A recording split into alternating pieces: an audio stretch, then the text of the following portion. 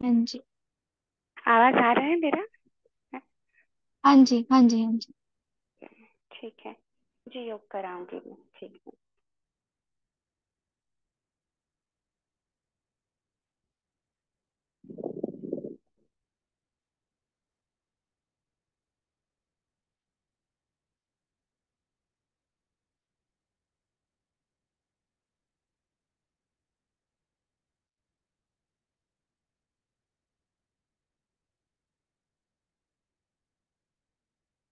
अपने स्वयं के स्वरूप का, आत्म स्वरूप का अभ्यास करते हैं।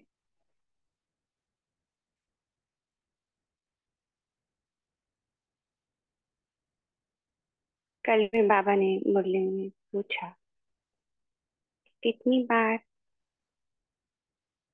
मैं आत्मा हूँ और आत्म स्थिति में याद कर सकते हैं। और आज भी बाबा कह रहे थे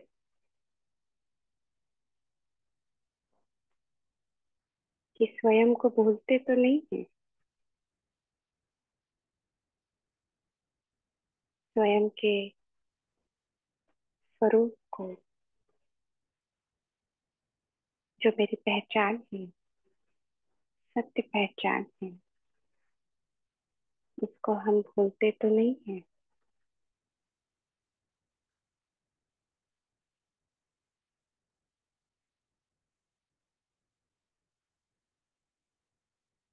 अपने आप को याद दिलाते हैं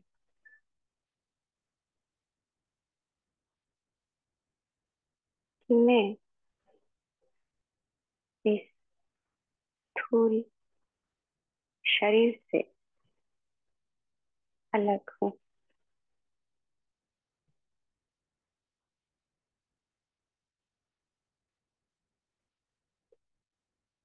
मैं इस विचार करने वाले मन से भी अलग हूँ।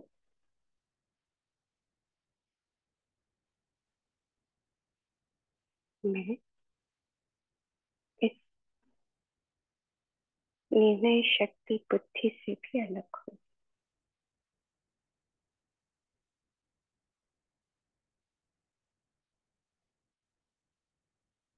ये मैं कहने वाला मैं ज्योति स्वरूप आत्मा हूँ। पॉइंट ऑफ लाइट,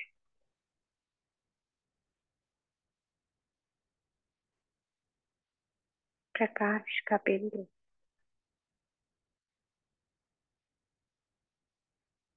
ऊर्जा, ज्योति शक्ति,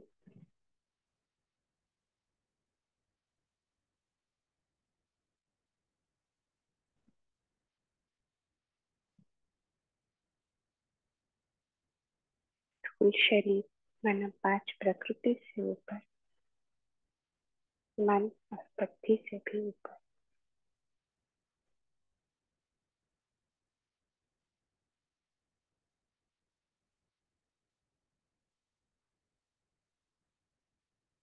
विनाश, बदल इस स्थूल शरीर में होता है। मृत्यु इस स्थूल शरीर का है, मुझ आत्मा का नहीं। मैं ज्योति शक्ति,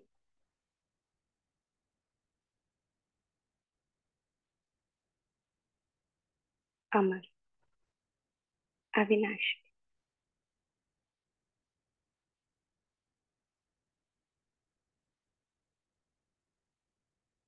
और इसी की याद द्वारा मैं अपने आप को इस परम धाम में देखता हूँ। , , , , , , , , , , , , , , , , , , , , , , , , , , , , , , , , , , , , , , , , , , , , , , , , , , , , , , , , ,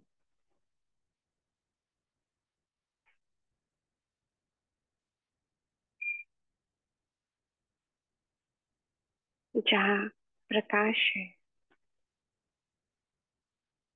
जो प्रकाश तत्व है,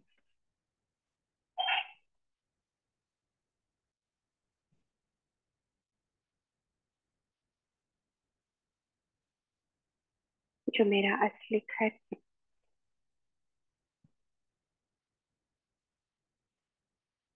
उसको मैं याद करता हूँ।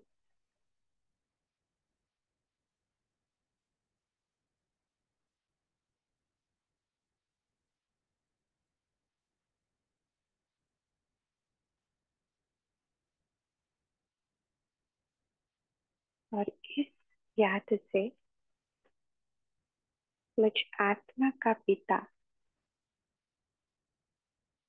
परम शक्ति, परम ऊर्जा, परम ज्योति, परम पिता शिव से जुड़ती हूँ। उसी प्रकाश को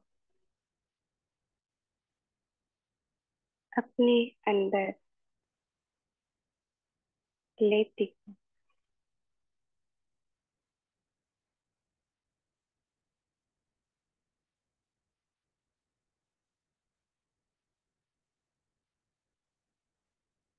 वही वास्तविक मुझ आत्मा का निश्चय है। मैं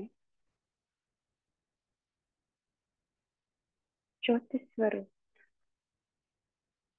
बेतरूप आत्मा हूँ।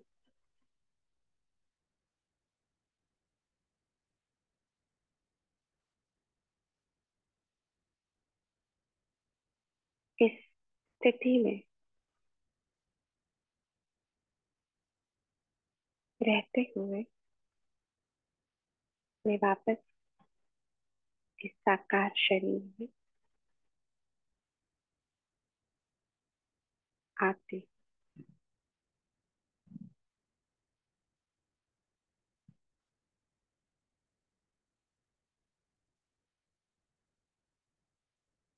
भले शरीर में बैठी हूँ, पर स्मृति एक ही है कि मैं देह से अलग यारी आत्मा हूँ, ज्योति शक्ति हूँ। ओम शांति। 1 मिनट साइलेंस के बाद इस स्थिति में हम मुरली को सुनेंगे।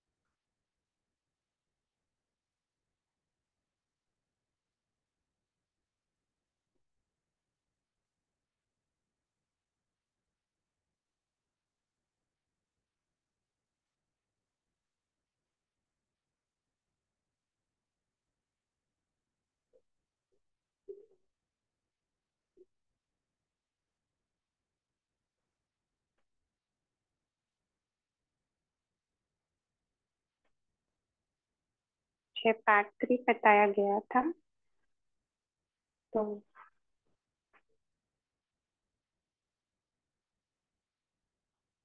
शुरू करते हैं।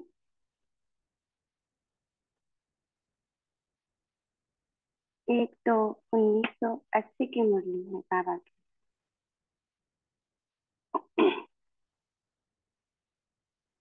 और मुरली का टाइटल है सूक्ष्म वतन की कारोबार।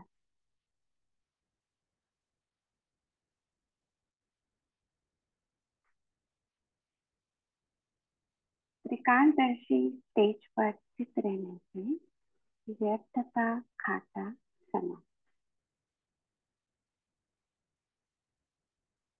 त्रिकालदर्शी स्टेज पर स्थित रहने से व्यर्थ का खाता समाप्त।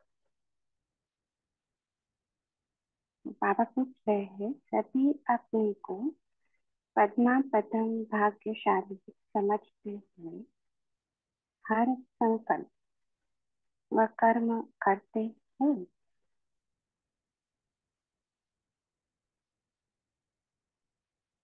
श्रेष्ठ संकल्प बोध व कर्म के साथ साथ व्यर्थ और समझ दोनों इकट्ठा तो नहीं रहता।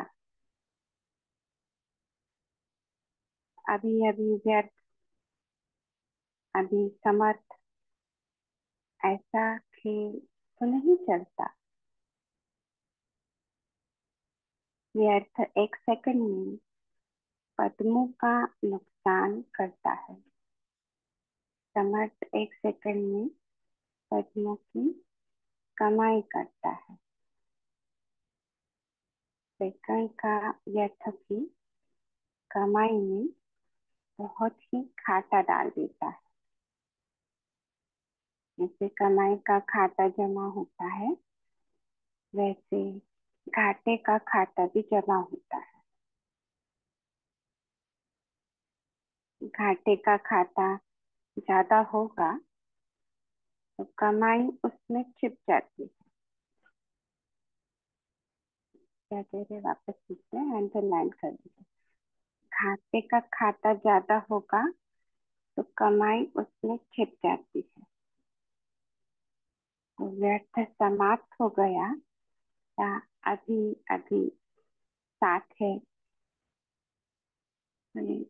पिछली कई अव्यक्त मूल्यों में बाबा ने ये कहा हुआ है कि ब्राह्मणों के निगेटिव संकल्प तो नहीं इतने चलते, पर व्यर्थ का खाता बहुत है। और उस आत्मशक्ति में ये व्यर्थ हमारे लिए हर्डल है, बाधा है, कि वो उतना शक्ति हमारा लेता है। इसलिए बाबा ने कई मूल्यों में, स्पेसिफिकली 2000 के बाद, व्यर्थ का खाते के ऊपर ध्यान खिंचवाया। तो बाबा कहते हैं, जब त्रिकालदर्शी की स्टेज पर स्थित होते हैं तो व्यर्थ सहज खत्म हो जाता है। कालदर्शी स्टेज से नीचे आकर एक कालदर्शी बनकर कर्म करते हैं, तब व्यर्थ होता है। तो कौन हो, त्रिकालदर्शी हो या एक कालदर्शी,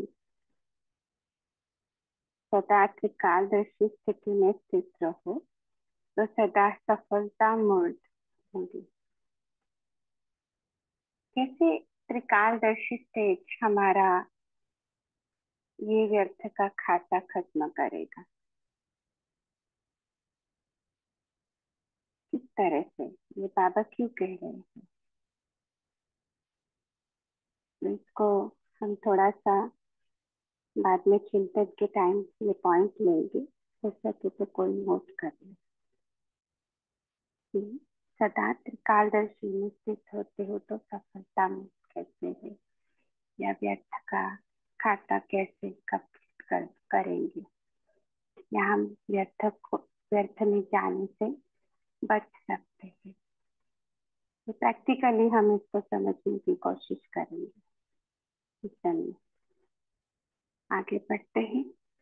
जो सदा अचल अड़ोल बन करके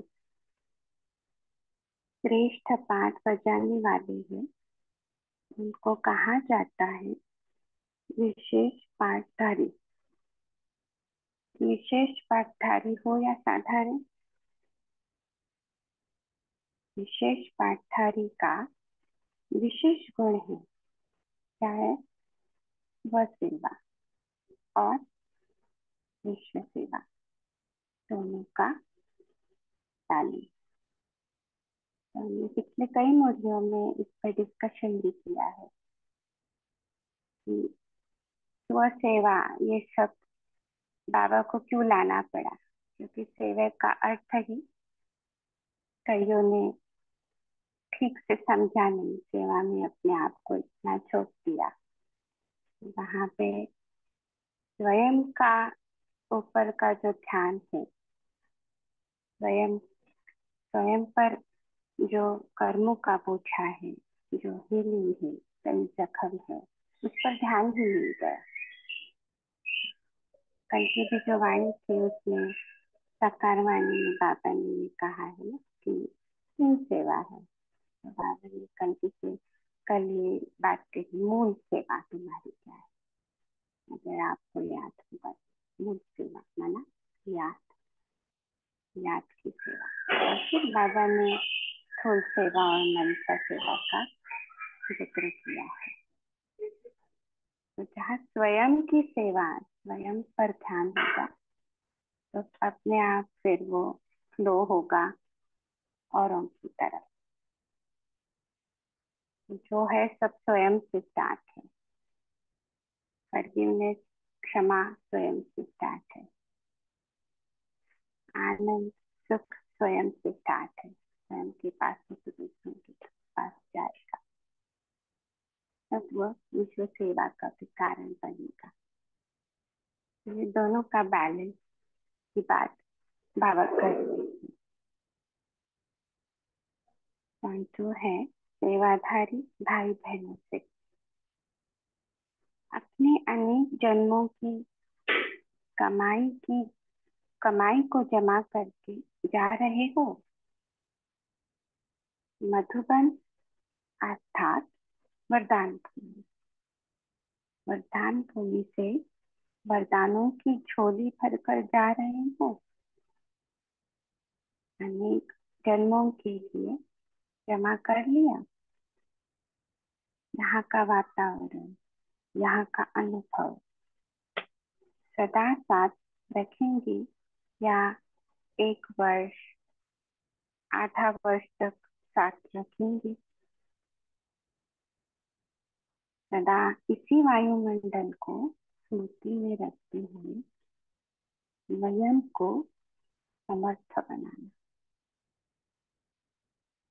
वातावरण कैसा भी हो, लेकिन स्मृति समर्थ है तो वातावरण को परिवर्तन कर देंगे। अंडरलाइन।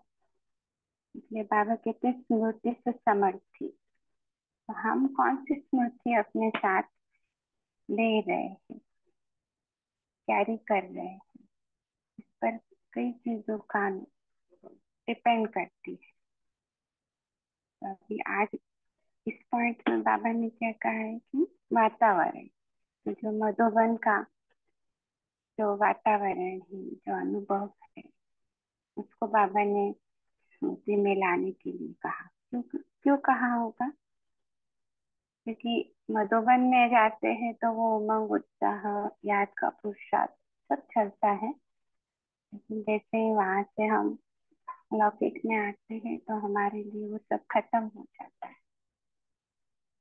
आज बाबा ने साकार वाणी में बाबा ने कहा कि अ, यहाँ का यहाँ रह जाता है, वापस घर जाने के बाद वैसा। पर अगर हम इस स्मृति को अपने साथ लेंगे, कैरी करेंगे, तो हमें वो उस वायुमंडल में लाने के लिए मदद कर सकते हैं। का भाव वैसे है, वो वातावरण को, वायुमंडल को बदल देंगे। ऐसे महावीर बनकर जा रहे हो ना, थोड़े टाइम के बाद लिखेंगे माया आ गई। वायुमंडल को बदलने वाली हूँ, न कि वायुमंडल में बदलने वाली। माना ये बहुत ध्यान देने युक्त बातें हैं।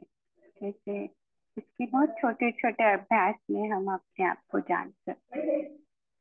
एग्जाम्पल देती हूँ आपको स्पेसिफिकली कि ऐसे कई बार ऐसा होता है कि हमें गॉसिपिंग या जो चिट चैट, अन्य लौकिक वाली बातें, इसमें आना पसंद नहीं रहता है। लेकिन अगर आपने अपने आप को ऑब्जर्व किया होता है कि जो चीजें हम बोलना नहीं चाहते लेकिन चार पांच हमारे साथ इकट्ठा आ गए तो वो बोल दिया जाता है या उसी में हम चले जाते हैं। इस पर ध्यान रखना, इस पर मुझे रिस्पॉन्स भी करना कि आपके क्या अनुभव है। तो अगर हम उस समय अपने स्मृति को थोड़ा टाइट करेंगे, ध्यान देंगे, तो हम जो खींचे जाते हैं इस तरह के वातावरण में तो लोगों के साथ, संग के साथ, उससे हम बच सकते हैं। इसलिए बाबा कहते हैं कि न कि वायुमंडल में बदलने वाले, हम चाहते तो नहीं थे लेकिन हो गया। अब चाहते तो नहीं थे ये बोलना लेकिन हो गया वैसे। तो ये बदलने वाली की बात बाबा कर रहे हैं। हमारा ऐसा स्ट्रांग होना चाहिए वो स्मृति कि हमारी वजह से वहाँ का वायुमंडल बदल जाए। अगर अभी की एग्जाम्पल लें तो हम हमारी याद की जो स्मृति है, हमारा जो ऑरा है, हमारा वो ऑरा ही सामने वाले को बदल दे और वो उस तरह की बातें, उस तरह का जो भी गॉसिपिंग फॉर एग्जाम्पल है या चिट चैट है, जो भी चीजें हैं वो कर ना पाए। एग्जाम्पल की तरफ मैंने आपको ध्यान खींचा है ताकि आप इसको समझ सकें, न कि वायुमंडल में बदलने। सभी महावीर अपने संग का रंग औरों को भी लगाते हैं। ये है संग का। तो जहाँ भी जाएंगे वहाँ जागती ज्योति का कार्य करेंगे, सदा जगे हुए औरों को भी जगाएंगे। तो ये जो संग का रंग की बात बाबा कहते हैं ना, काफी डीप डीप डीप है, गहरी है। अगर आपको संग के रंग से बचना है तो आपको भीड़ से बचना पड़ेगा। और ऐसी भीड़ जहाँ पे, जो बाबा कहते हैं ना, ब्राह्मणों के सिवा ब्राह्मणों की चाल नहीं है, ऐसी भीड़ से आपको बचना होगा। मैं आपको उदाहरण देती हूँ जो आपको विजुअलाइज करने में मदद करेंगे। बहुत क्रूर उदाहरण है लेकिन आप इसको समझ सकते हैं। एक तो ऐसे उदाहरण देती हूँ कि कहाँ पे जहाँ पे अ, किसी की मयत होती है, कोई शरीर छोड़ता है, तो आप देखेंगे लौकिक में लोग जमा हो जाते हैं और वहां पे फिर रोना धोना शुरू हो जाता है। कई ऐसे लोग भी आते हैं, आपने ऑब्जर्व किया, कि जिनको रोना नहीं आता है लेकिन उस वायुमंडल में आने के बाद वो उस तरह की चीजें कर लेते हैं। तो ये है संग और इसका रंग है ये। तो आप इस तरह की चीजें देखना कि उस समय के लिए वो शमशानी वैराग्य बन जाता है, रोना धोना भी आ जाता है, बाहर में जाकर वापस जैसे है। आप मनोवृत्तियों को समझ पाएंगे। वैसे ही कई ऐसे भीड़ है, भीड़ में आप देखेंगे अभी के कई ऐसे चीजें हैं जो पॉलिटिकल हम अनुभव कर रहे हैं, जहाँ दंगल होते हैं।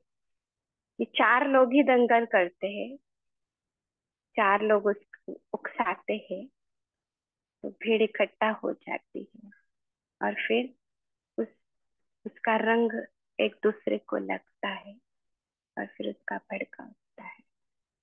तो रंग लगना मतलब क्या है आप समझेंगे इस बात को। आप देखना आगे, चार लोगों को ही प्रॉब्लम है लेकिन वो किस तरह से फैलता है, किस तरह से ये रंग लगता है, तो बाकी के सब भी उसी प्रभाव में आकर उस तरह का आंदोलन, उस तरह की चीजें करते हैं।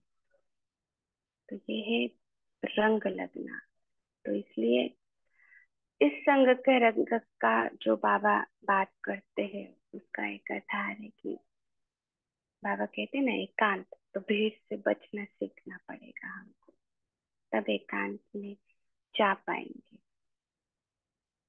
ठीक है, इस पर आप सभी पॉइंट्स अपना चैट करेंगे, जो भी है चिंतन में बात मिलाते हैं। तीसरी पॉइंट है विदेशी भाई बहनों से। सभी अपने को लाइट हाउस समझते हो। लाइट हाउस का कार्य है सभी को रास्ता दिखाना। तो समझते हो कि लाइट हाउस बन के व माइट हाउस बन के जा रहे हैं। किसी भी प्रकार की भटकती हुई आत्मा को सहज ही यथार्थ मंजिल दिखाने जा रहे हो। इसके लिए विशेष दो बातें ध्यान में रखना। कौन सी? सदा परखने की शक्ति धारण करके आत्मा की चाहना को परखना।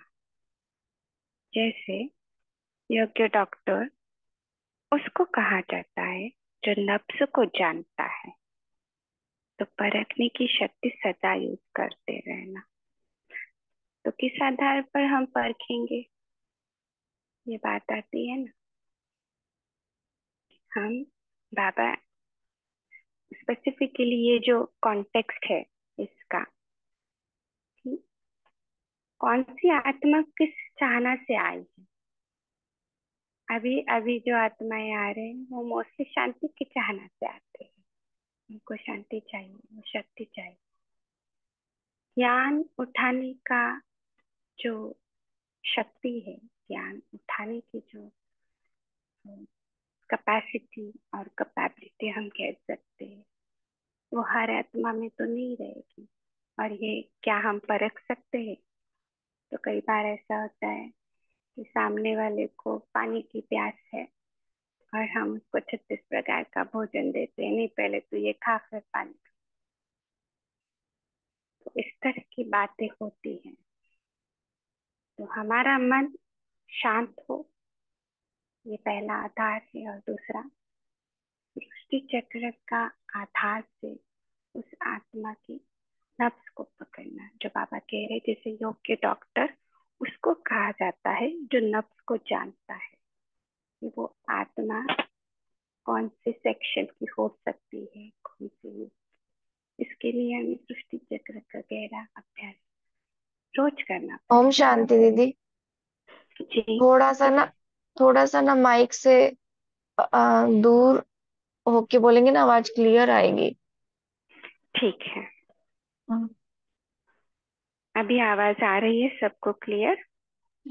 हाँ जी, हाँ जी। Thank you.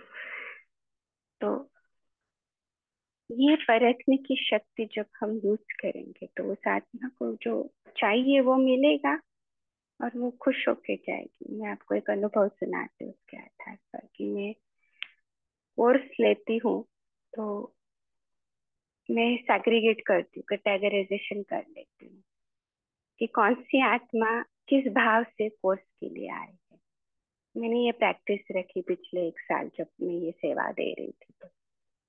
तो कोई कहता है टेंशन है, स्ट्रेस है, कोई कहता है शांति है, कोई कहता है ब्रह्मा कुमारी क्या है जानने के लिए आए है, कोई कहता है ज्ञान क्या है समझने के लिए, कोई कहता है सब कर लिया लेकिन भगवान कौन है जानना चाहते हैं। तो आप उस उत्तर से समझ पाएंगे कि वो आत्मा क्या है। पूछो सिर्फ उनको कि आप किस लिए आए हैं, आप समझ पाएंगे।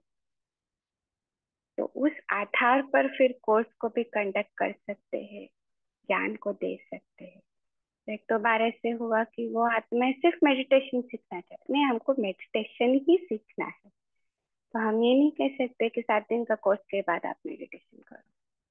तो उसी समय वो अनुभव कराना। तो उनको सिखाया, आत्मा और परमात्मा का सिर्फ परिचय दिया। तो 3 दिन वो आए, बहुत खुश हुए। गीता पाठी थे वो सब।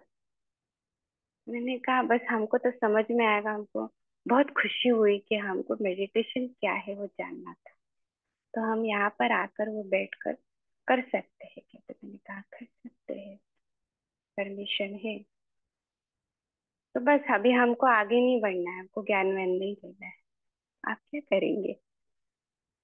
तो आपको ये जानना पड़ेगा कि उस आत्मा की अ, धारणा क्या है, उस वो आत्मा कौन सी सेक्शन से है, उसकी नब्ज को आपको पकड़ना पड़ेगा। लेकिन आपने वो जानकर उसको जो चाहिए था वो दिया, तो वो कितनी खुश होके गई कि हमको पता चल गया कि मेडिटेशन कैसे करना होता है, बस हमको यही चाहिए। तो ये पॉइंट ध्यान में रखना पड़ेगा। दूसरी बात, सदा अपने पास सर्व खजानों का अनुभव कायम रखना। सर्व खजानों के अनुभवी औरों को भी सहज अनुभव करा सकेंगे। सदा ये लक्ष्य रखना कि सुनाना नहीं है, लेकिन अनुभव कराना है। तो सर्व अनुभवी मूर्त बन के जा रहे हैं।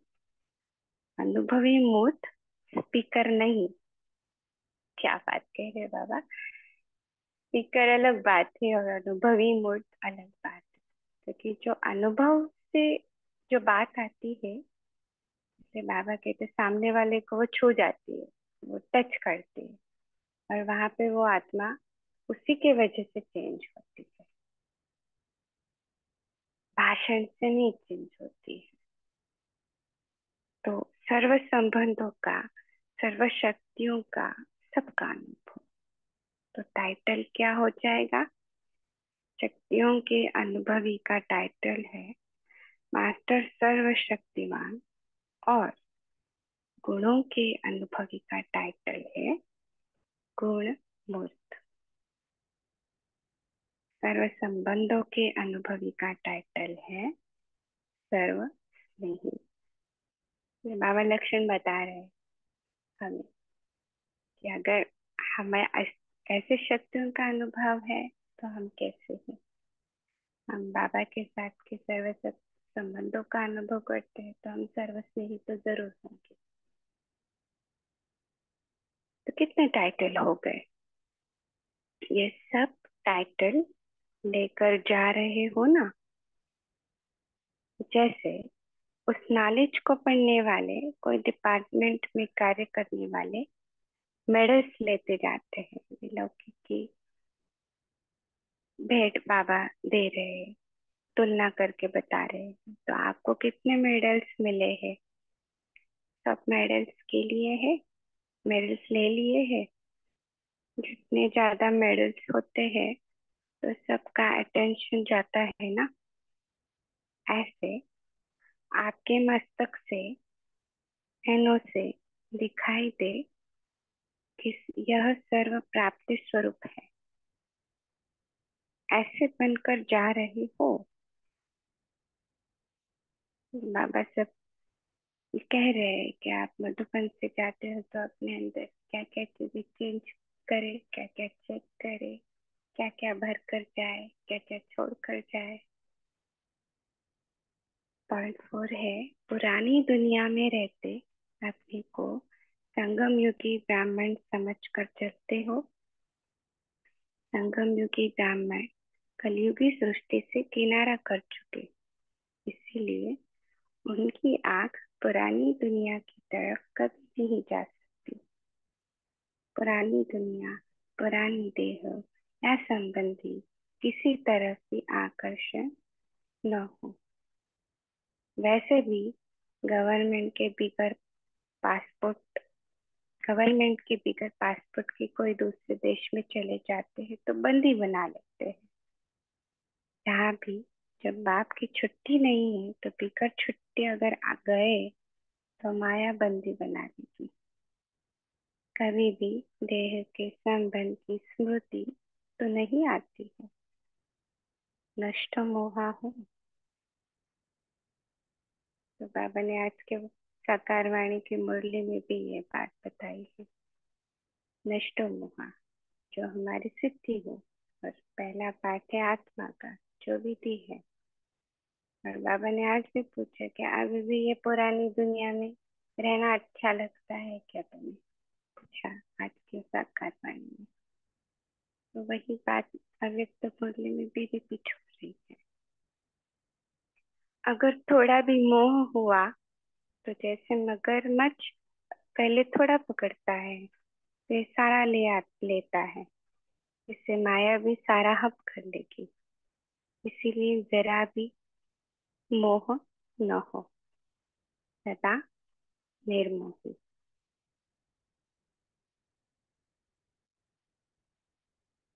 ठीक है, 1 मिनट साल।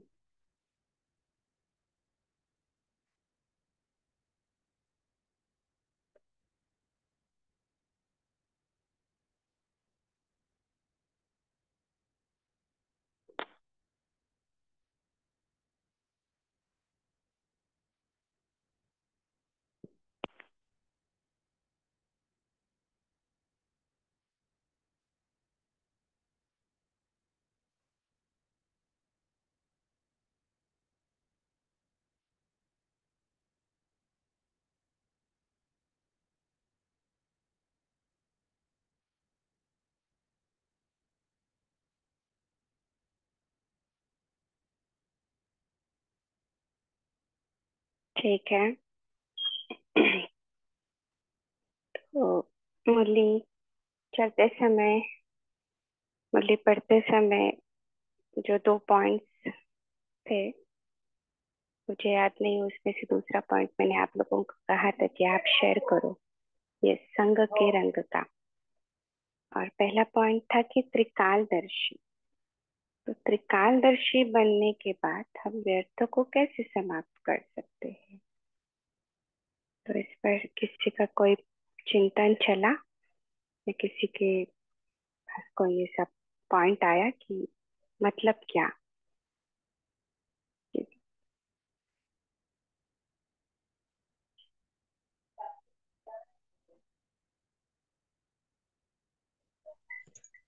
ओम शांति दीदी।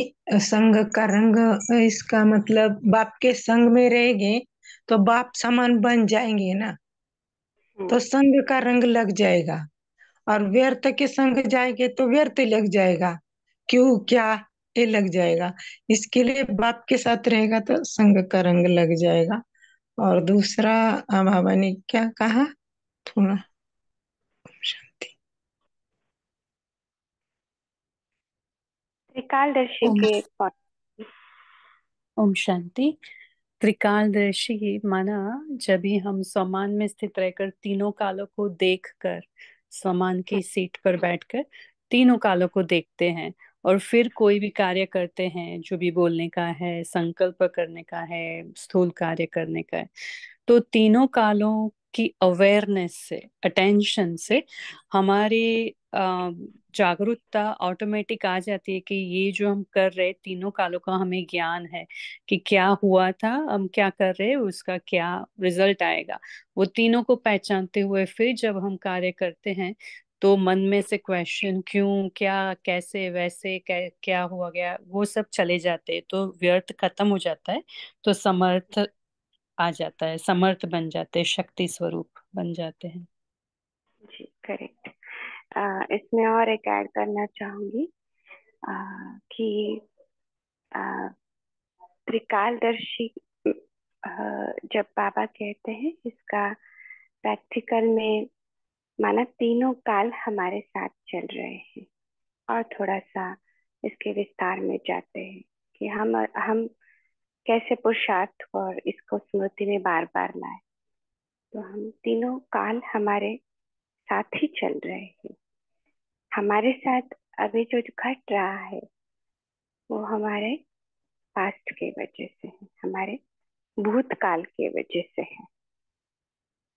तो हमारे सामने जो भी कॉन्सिक्वेंसेस है, सिचुएशन है, परिस्थितियां है, लोग है, जो भी है, अब वर्तमान ज्ञान के आधार पर मैं वर्तमान को ध्यान में रखते हुए जब चीजों को चेंज करना स्टार्ट करूंगी, तभी मेरा भविष्य बदलेगा।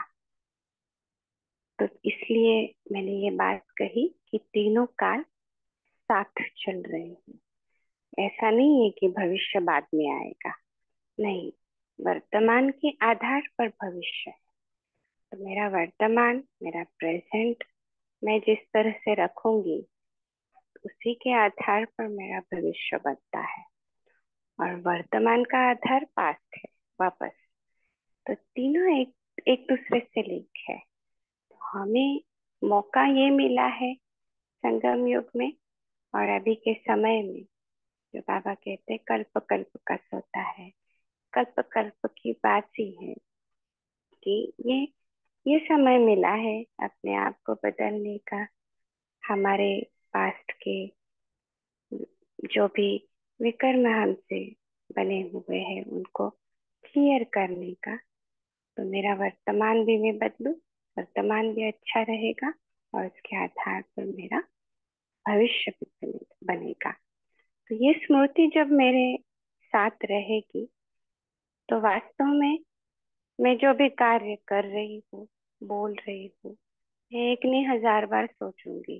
किसी भी चीज पर मैं प्रतिक्रिया दे रही हूँ तो प्रतिक्रिया दूं या नहीं दूं, मैं रिएक्ट करूं या नहीं करूं इस बात पर। तो ये एक पुरुषार्थ का पॉइंट है। तो इस आधार पर भी हम उस क्या और क्यों को समाप्त कर सकते हैं।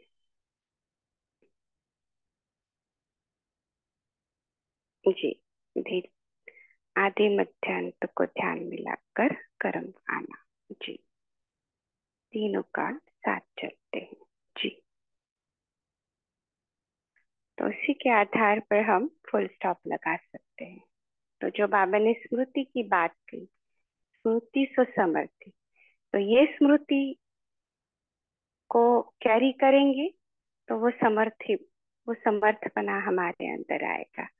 पर स्मृति उतनी पावरफुल नहीं होती है, इसलिए संस्कार के आधार पर हमसे कई ऐसे प्रतिक्रिया और रिएक्शन हो जाते हैं जो हम चाहते नहीं है लेकिन हो जाते हैं। तो उसका आधार बाबा कहते हैं कि स्मृति, तो स्मृति में रहेंगे तो हम उसको बदल पाएंगे।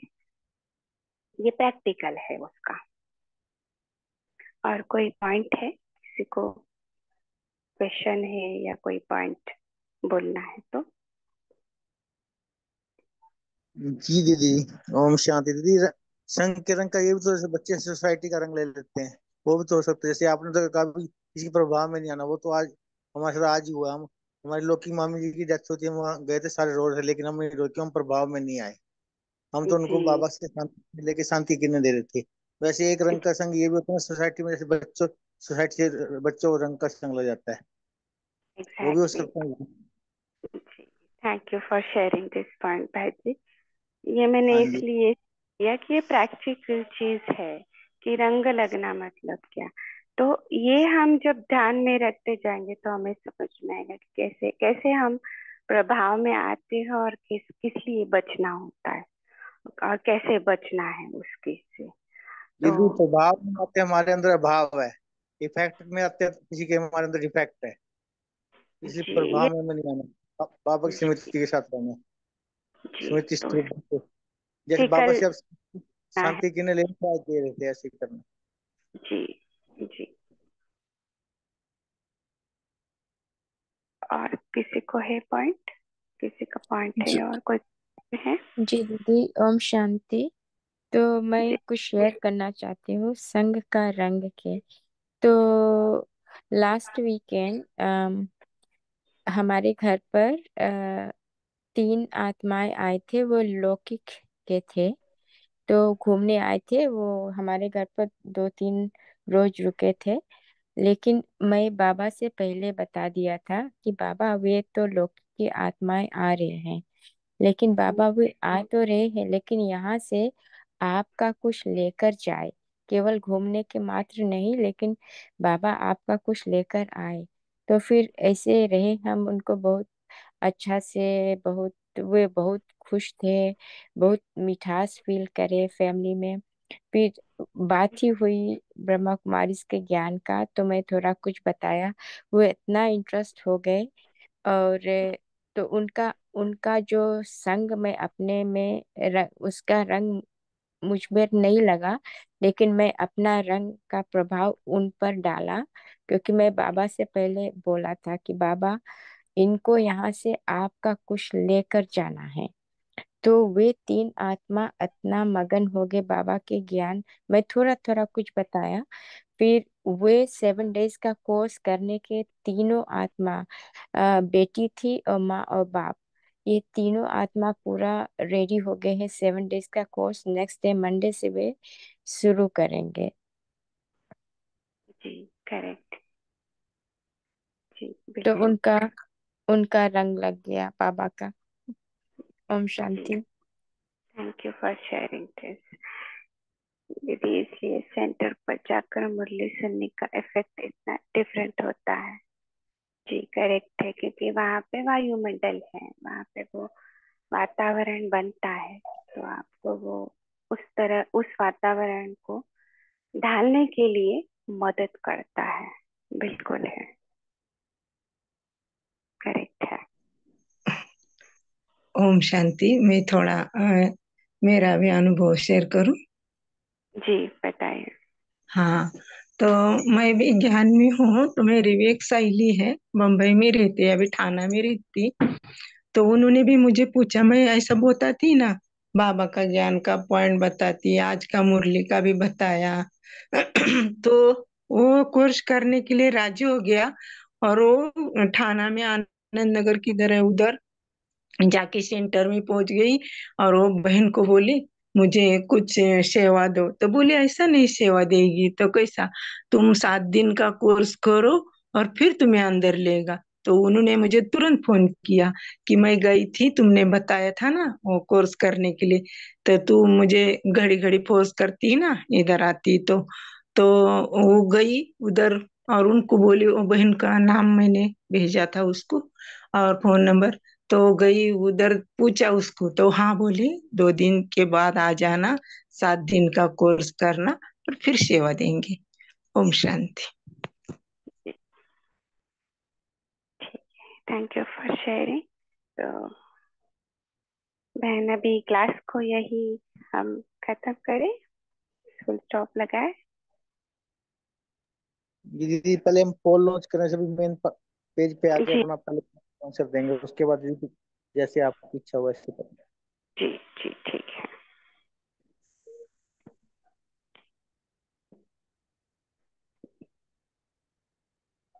सभी पोल लॉन्च कर देंगे।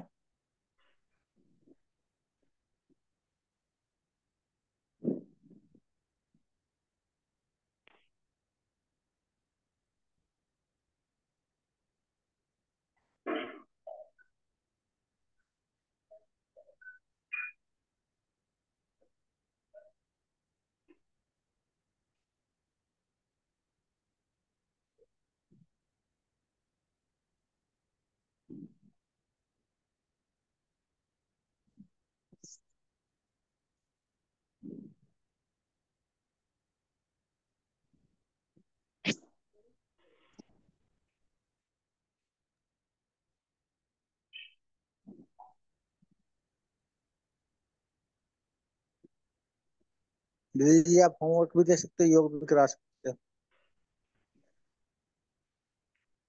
जी होमवर्क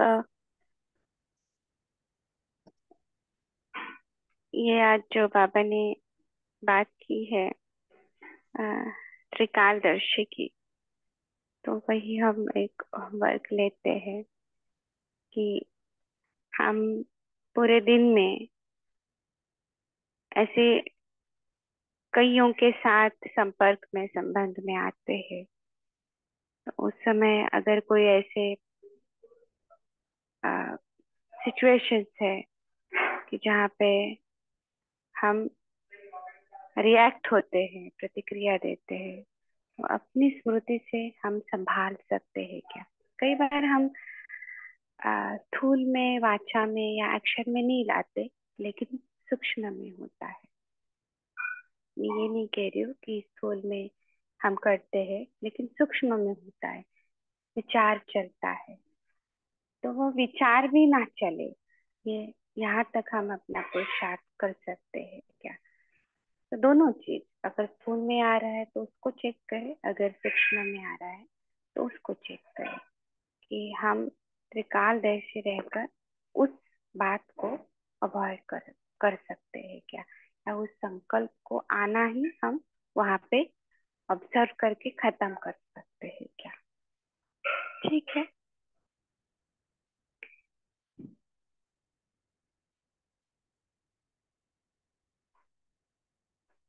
तो अभी वापस अपने आत्मस्मृति में चलते हैं।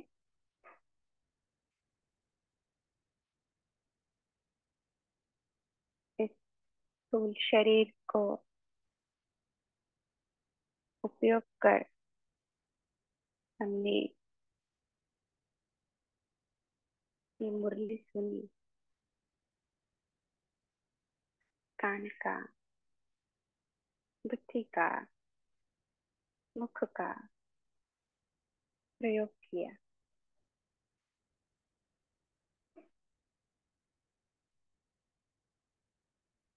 अब वापस इससे अलग होते, डिटैच होते और अपने आप को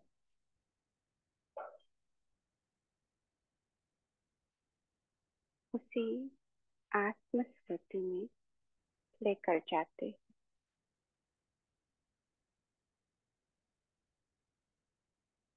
कि मैं ज्योतिर्विद आत्मा, आई एम लाइट। जो मेरा वास्तविक स्वरूप है, नेचर है।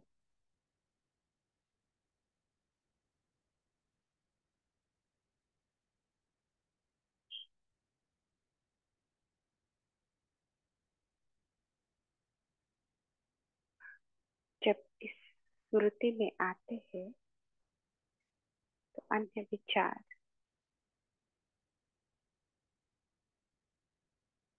संसार की बातें और ये स्थूल दुनिया पीछे रह जाती है। मैं उसी अपने घर परम धाम की यात्रा करती हूँ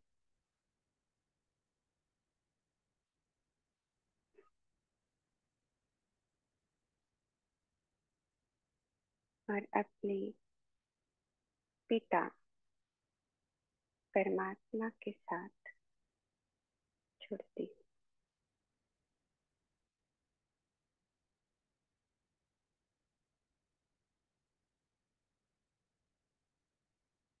मैं ज्योतिश्वर आत्मा हूँ।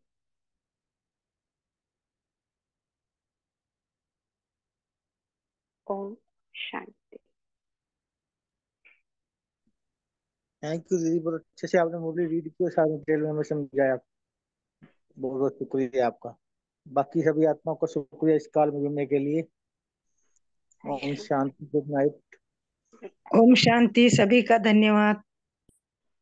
शुक्रिया बाबा, शुक्रिया। ओम शांति, गुड नाइट बाबा। शुक्रिया बाबा, शुक्रिया दीदी, शुक्रिया भाई जी। ओम शांति। ओम शांति। ओम शांति बाबा, शुक्रिया।